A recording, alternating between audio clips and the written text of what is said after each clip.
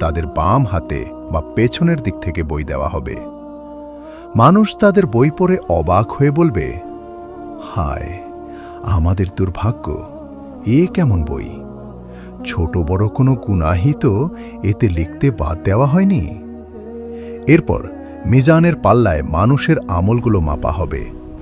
সরিষার দানা পরিমাণ ভালো কাজ বা খারাপ কাজ সবকিছুই ওজন করা হবে। সবশেষে মানুষকে পার হতে হবে পুলসিরাত। এটি হল জাহান্নামের আগুনের ওপর দিয়ে বিছানো একটি সেতু, যা পার হয়ে জান্নাতে যেতে হবে। এটি চুলের চেয়েও চিকন এবং তলোয়ারের চেয়েও ধারালো। চারদিক থাকবে চরম অন্ধকারে ঢাকা।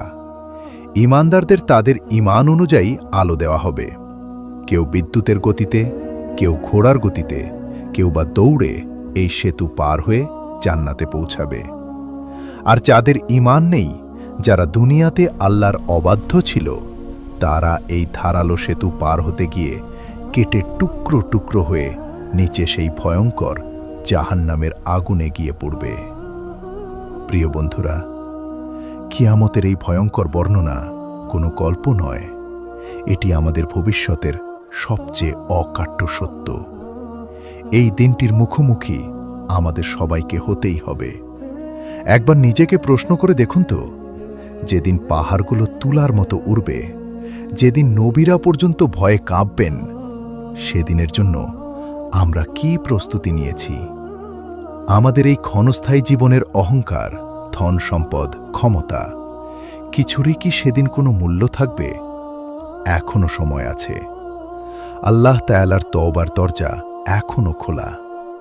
আসুন আমরা আমাদের জীবনের হিসাবগুলো মিলিয়ে নিই, এর আগেই যে আমাদের হিসাব নেওয়ার দিন চলে আসে। বন্ধুরা, আজকের এই ভিডিওটি বানাতে আমাকে অনেক পরিশ্রম করতে হয়েছে। কোরআন ও হাদিসের এই সত্য কথাগুলো যদি আপনাদের হৃদয়কে একটুও নাড়াবিয়ে থাকে, তবে ভিডিওটিতে একটি লাইক দিন এবং আপনার প্রিয়জনদের সাথে শেয়ার করে তাদেরও সতর্ক করার সুযোগ দিন। কিয়ামত বা পরকাল সম্পর্কে আপনাদের মনে আর কি কি প্রশ্ন আছে, নিচে কমেন্ট করে আমাকে জানান। ইসলামের এমন অজানা এবং শিহরণ জাগানো বিষয়গুলো কোরআন হাদিসের আলোকে জানতে আমাদের চ্যানেলটি সাবস্ক্রাইব করে বেল আইকনটি ক্লিক করে রাখুন। দেখা হবে পরবর্তী ভিডিওতে। আল্লাহ আমাদের সবাইকে হাসরের ময়দানের সেই ভয়ঙ্কর বিপদ থেকে রক্ষা করুন এবং নবীজির শাফায়াত নসিব করুন।